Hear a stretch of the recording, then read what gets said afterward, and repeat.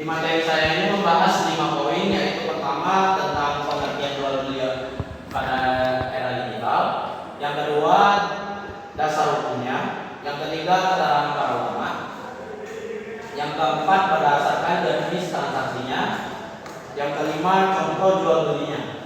Langsung saja pada poin pertama di sini pada pengertiannya, yaitu jual beli digital adalah kegiatan tukar menukar barang atau jasa melalui internet atau platform elektronik tanpa bertatap muka langsung.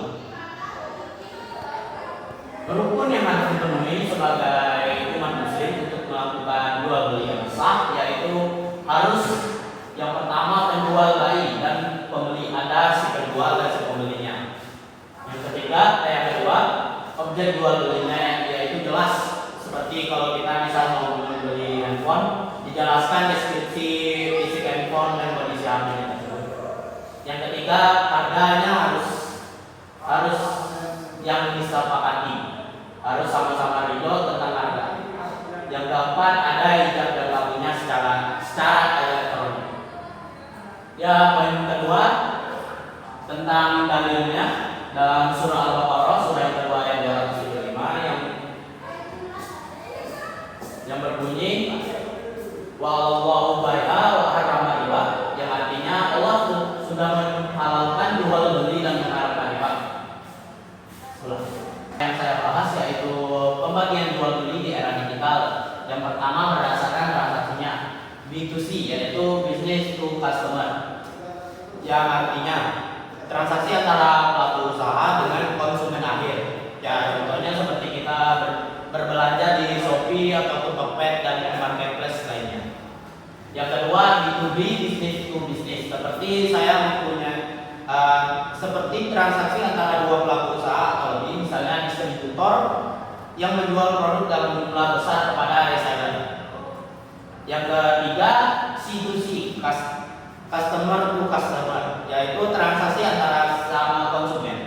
Biasanya dilakukan melalui platform seperti OLX, Carousel, dan fitur marketplace di sosmed seperti TikTok, IG, dan Facebook. Yang keempat customer to business, transaksi di mana individu menawarkan produk atau jasanya. Contohnya kan seperti saya seorang freelance yang menjual jasa, seperti saya seorang freelance desainer menjual jasa saya kepada bisnis untuk bisa dijual belikan secara lebih luas. Yang kedua berdasarkan produk. Di sini saya membaginya yaitu ada 3. Yang pertama produk fisik, yaitu barang-barang yang memerlukan pengiriman fisik seperti pakaian, elektronik, makanan, dan kebutuhan rumah tangga, yaitu berbentuk fisik lah. Dan di sini ada juga produk digital atau non fisik.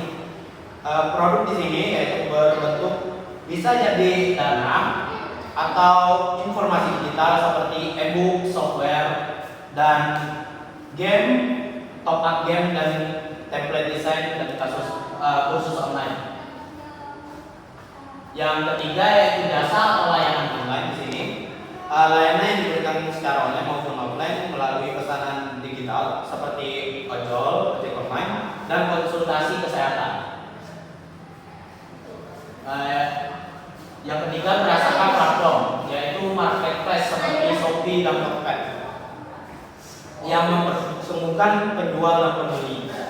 Yang kedua website e-commerce mandiri, yaitu toko online yang dikelola secara independen oleh pelaku usaha menggunakan platform seperti WooCommerce, Spotify, atau website kostum atau buatan sendiri.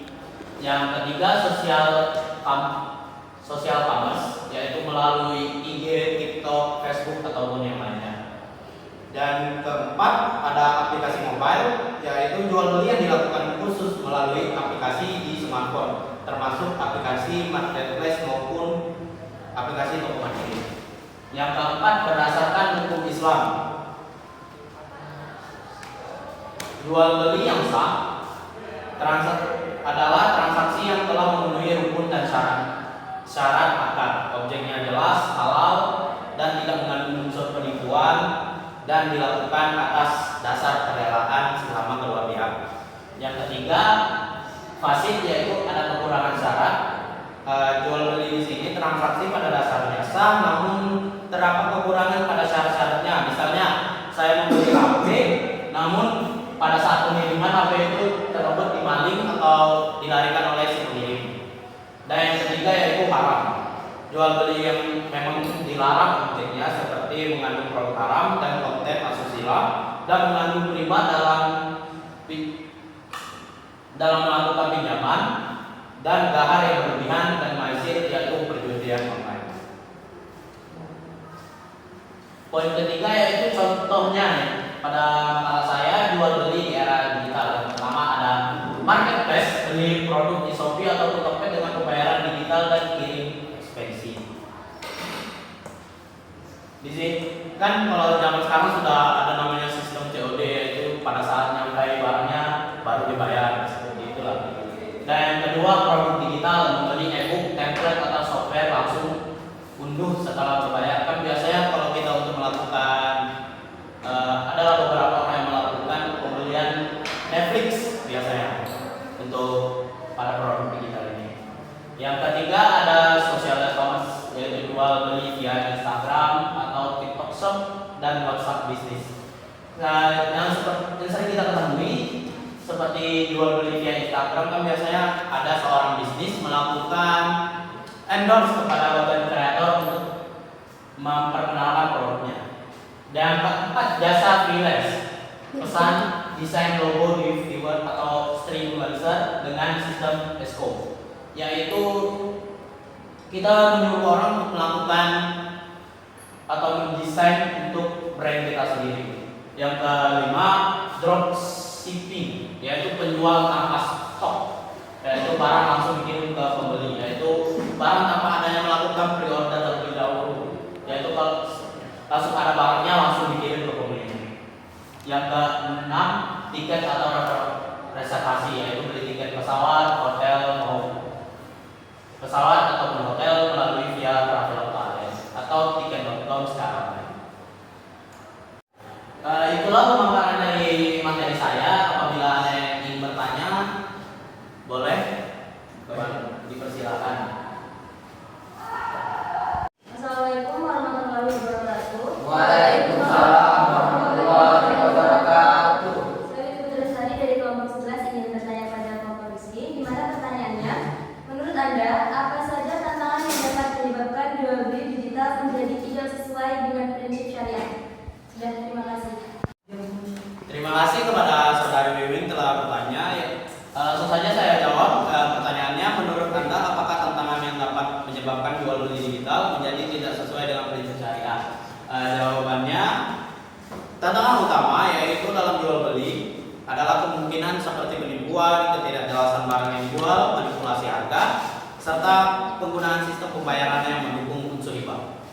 Nah, oleh karena itu menurut saya pelaku jual beli harus memastikan informasi produk dengan jelas dan transaksi dilakukan dengan secara transparan agar tetap sesuai dengan prinsip syariah yang mengutamakan keadilan, kejujuran, dan kerelaan kedua belah pihak.